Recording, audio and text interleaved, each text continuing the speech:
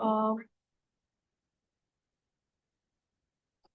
uh, Greetings, everyone. I'm Shreya Sengupta. I am a graduating PhD student, and this is a part of my thesis. The topic of my discussion is Paleomonsoonal reconstruction using North Indian lake archives, insight into monsoon dynamics. These are the few abbreviations that I will use during my study.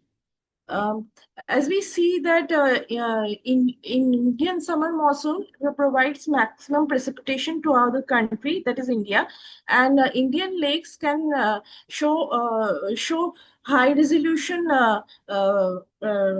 monsoonal variability data records, and it can be used to understand global precipitational change, global climate events, as well as the short-term climate cycles. So, for in order to understand the monsoonal variability in the country, we have chosen a lake in the northwest Himalayan, as marked in this figure. So the northwest Himalaya is not only dominated by monsoon precipitation, but westerlies also contribute a sufficient amount. Hence, in order to understand the variability, monsoonal variability, and how these two precipitation regimes interact, we have chosen a lake called Tikkatal Lake in northwest Himalaya. So it is a hydrologically closed tectonic lake. As we can see from this figure, it is located in the Morni Hills of the Panchkula district of Haryana, and we have also taken a cross section and measured the water depth along it, and we see that water depth varies from 1 to 6 meters, and we have taken the sample from a shallow water depth of 2 meters, and we can see that precipitation changes varies uh, uh, from mainly from June to September, while from Jan to March, that is spring precipitation, is also nominal. Furthermore, this lake lies in the lower Shivalik group of the Shivalik Himalayas, which is a molas deposit. So we have done the multi-proxy analysis. First, we have collected the samples using a piston corer. 1 meter core is collected, from which we have produced 5 ml intervals. We have sliced the samples so that we get a high resolution data. And then we have done the AIMS 14C dating, grain size analysis, along with statistical analysis like n-member modeling, XRF, like major and trace element ratios, TOC, delta 13C. And by combining all these data, we have done multivariate statistics like spectral, continuous wavelet transform coherency analysis. So these are the results. If we see, we have taken based on 5 samples. 3 are of bulk sediment, while 2 are of gastropod shells. We have constructed an age depth model of about 700 years, ranging from 1296 to 2018 CE, using R. Bacon statistics. Then the grain size distribution we have plotted in MATLAB analysis software, and we have segregated 5 end members, which denote the lake levels. For example, the EM1 denotes the low lake level, which EM1 denotes higher lake level caused by finer particles, while EM5 denotes a very low lake level caused by coarser particles. If we look at this data, we have done a multi-proxy analysis that where a combination of the end members and geochemical and proxies like rubidium, strontium, and aluminium, calcium, which are detrital proxies. Calcium oxide, which is a uh, which are indicator of chemical weathering. TOC and phosphorus indicates productivity, while delta 13C gives information about vegetation.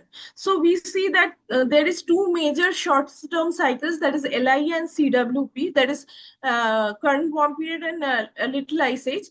LIA has two major phases, that is early LIA from 1300 to 1500, and late LIA from 1500 to 1850. But also we have modern minimum in between. But we also see that during LIA, multiple subphases are seen, and our data does are data also corroborate with the data records of the lakes and speleothems from the nearby region.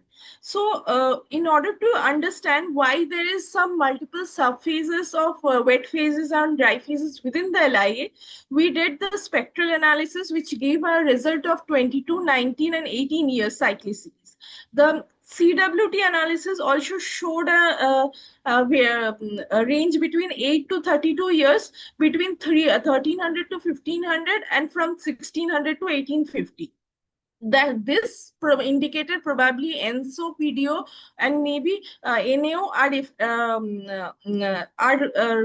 are responsible for these cyclicities. So when we did the WTC analysis to further validate our data with these ENSO, NAO, and PDO, so we see there are positive correlations with our data set, and all the above all these above forcing mechanisms. So we theorize that what happens that during the strong ENSO events, the monsoonal trough, which lies at the heart of the country, it and it is a low pressure zone. There more break events occur, means there is less rainfall in the core monsoon zone, because the monsoon trough propagates northward and is located near the foothills of the northwest Himalayas. This causes more rainfall in the northwest Himalayas than the other parts of the country. Similarly, PDO coupled with ENSO also enhances this break evens, while NAO drives the spring and winter precipitation. So all these causes the regional variability and disparity between the rainfall within this country.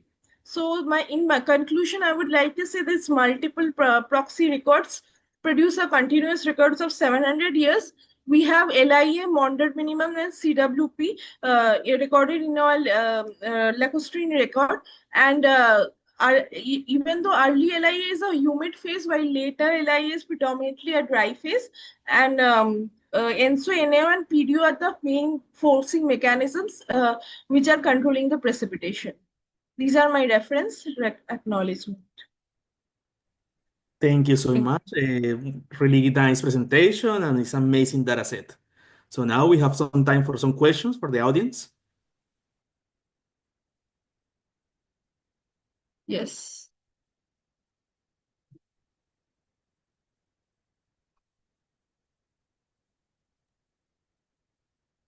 Okay, we have I a have a question. question.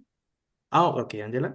So Which proxy did you use to say that the early Little Ice Age was humid and the later was dry? We have used multiple proxies like grain size, TOC 30, Delta 13C, as well as geochemical proxies like rubidium, strontium, aluminium, calcium, phosphorus, and calcium oxide. So we have not done in basis of a single proxy, but rather taken the interpretation based on the multiple proxies. Okay, thank you. thank you. And now, Rodrigo, you have a question, please. We cannot hear you, Rodrigo.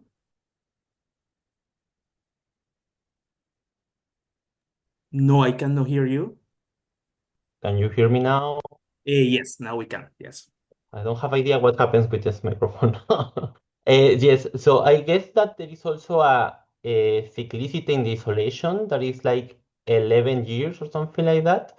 Do you know if, or do you have an idea if that cycle could be also affecting the monsoon? Yes, we did we also found some evidence of solar activity, but unfortunately, our age depth resolution is about 7 years. So when we take the statistical analysis, then it should be greater than 14.